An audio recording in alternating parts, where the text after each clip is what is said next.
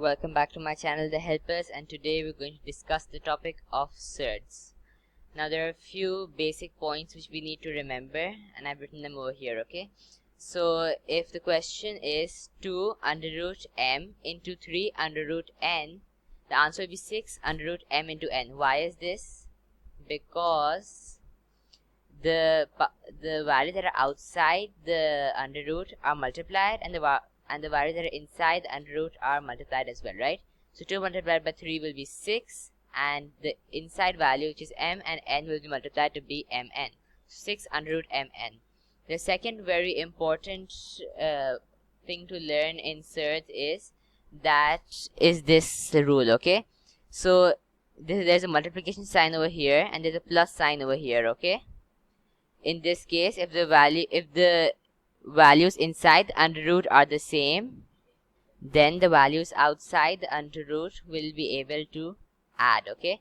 For example, if this is m and this is also m, the values outside will be able to add themselves. That is, a will be able to add with b, and only one m will be left, right? So a plus b, and only one m will be down, okay? Another important factor to learn in this is that when the bases are same in multiplication, the powers are always added, right? For example, the question is 6 to the power 7 multiplied by 6 to the power 9. As you can notice, this is also 6 and this is also 6. The bases are the same, therefore the powers can be added. So 7 plus 9 should be 16. So 6 to the power 16, right?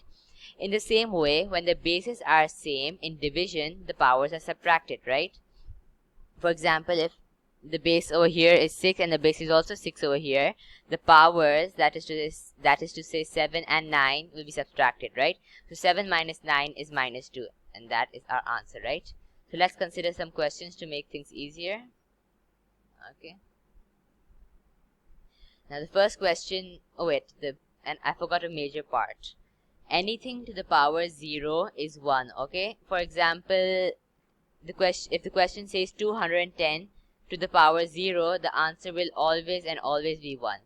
No matter how big this number gets, the answer will always be 1. So here are some questions to consider. In part A, the question says 2 to the power 3 multiplied by 3 to the power 2 whole to the power 0. What should the answer be, right? We're not allowed to use a calculator. So as I previously mentioned, anything, however big the number is, anything to the power 0 will always be 1, right? So A is automatically 1. Okay, let's go to the next question, part B, okay?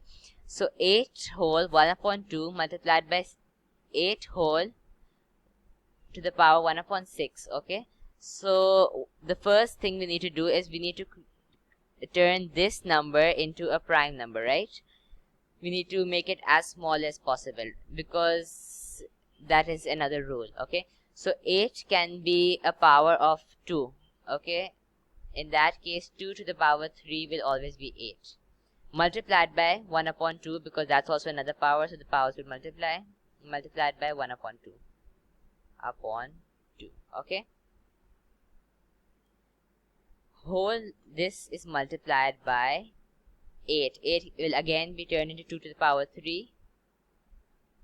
Multiplied by 1 to the power 6 as written over here.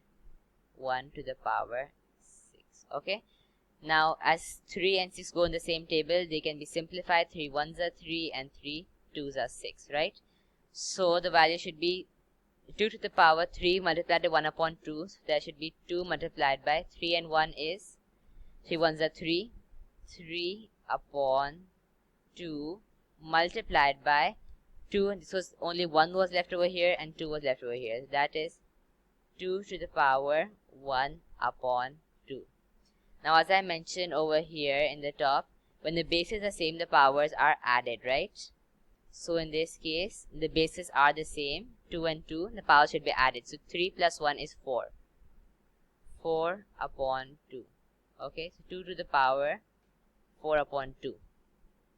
Now this can be simplified to 1s are 2, to 2s are 4, and therefore the answer is 2 to the power 2, which can also be written as 4, okay?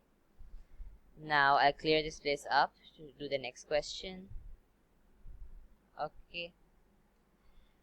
Third question is C, okay? Now this is a bit confusing, but not really. So 2 to the power 2 under root 3 to the power 4. Okay, now as we all know, anything under root is actually power 1 upon 2. So in this case, 3 under root is actually 3 to the power 1 upon 2, right? Now if there's a bracket over here, this should apply to 2 as well as to 3, right? Because there are two different values inside, right? So 2 to the power 4 will be 16, and 3 to the power 4 will be, 3 is already 1 upon 2 because it's under root, multiplied by 3 to the power 1 upon 2 multiplied by 4, right? Now this can be simplified to 1s are 2 and 2 2s are 4, right? So that is 3 to the power 2. Now we all know 3 to the power 2 is 9, and 16 multiplied by 9 will always be 144. I'll just confirm this with the calculator, right? So 16 multiplied by 9 will be 144. That's correct. Okay, so I clear this once again and we'll proceed to the next question. Next question is 9 to the power 1 upon 3 multiplied by 3 to the power 1 upon 3 whole upon 6, right? So now, as we did in question number B, any value which can be broken down into a smaller value should be broken down. So 9 is a power of 3. Okay, so 3's are 9 multiplied by the actual power is 1 upon 3. So I'll write 1 upon 3. Okay, multiplied by 3 whole 1 upon 3 whole upon 6. Okay, now we'll go forward. 2 multiplied by 1 is 2, so 3 whole 2 upon 3 multiplied by 3 whole 1 upon 3 whole upon 6. Okay, now as we've already discussed, when the bases are same, the powers are always added. In this case, both bases are 3, so the power should be 3 upon 3, and 3 upon 3 is always 1, right?